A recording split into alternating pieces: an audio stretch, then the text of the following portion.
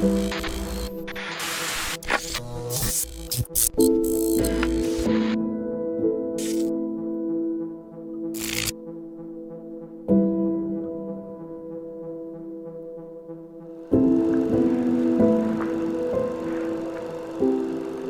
assume that time is a strict progression of cause to effect, but actually, from a non-linear, non-subjective viewpoint, it's more like a big ball of wibbly-wobbly, timey-wimey stuff.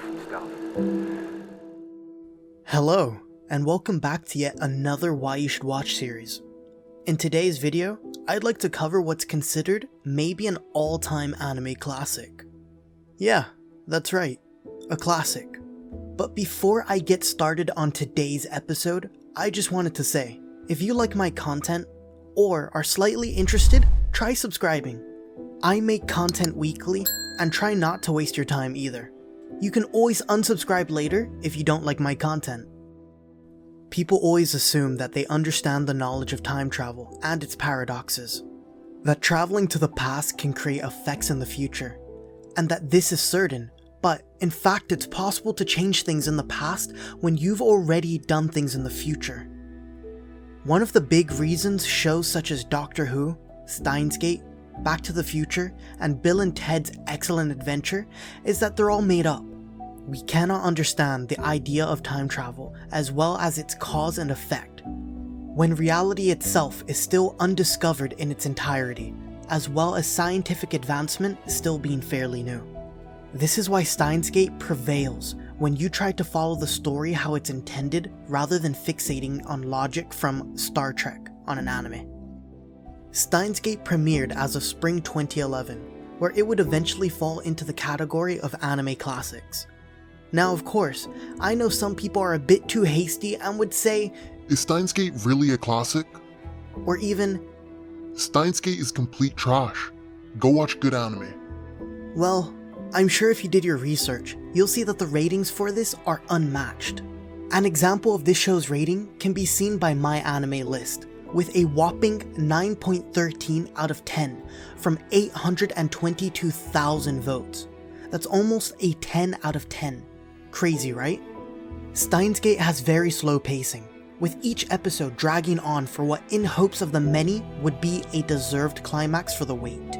But every stage of the anime has its purpose intended to be slow pacing or mundane. The art style is very bleak, adding to that ominous feel of dark and sorrowing, giving a subtle hint that the anime is not a happy one and relaxed as it may seem when it first starts off.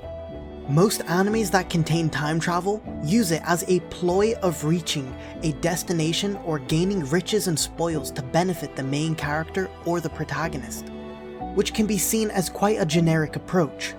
Not to say that Steins was the first to do time travel, but it was the first to do a show revolving entirely around time travel correctly, with great impact. We see our main character, Rintaro, and his gang of misfits create what is dubbed as the phone microwave, which will be the start of the adventure of a melancholic story. The first 12 episodes of the anime, or rather the first half, is an exponential build-up used for establishing character development and underlying secrets for almost every character.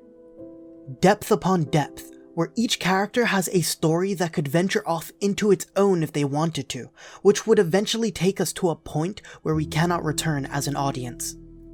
Seeing the environment change, as well as the people and characters within it, can be a disheartening feeling, especially when attachment becomes a main concern. Plot twists unveil themselves almost consecutively, one after another, making the viewer just as disorientated and emotionally lost as our main character.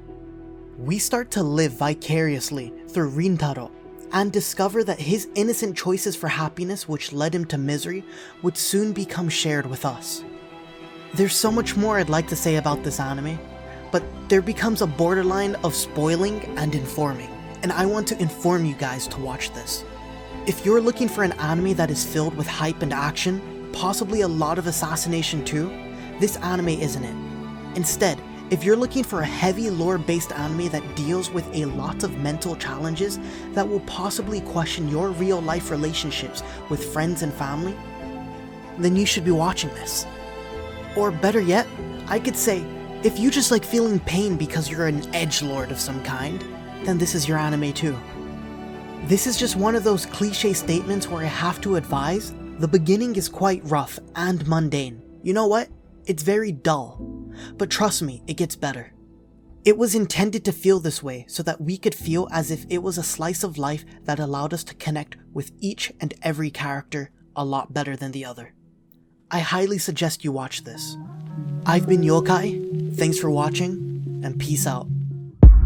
Shadow Sector.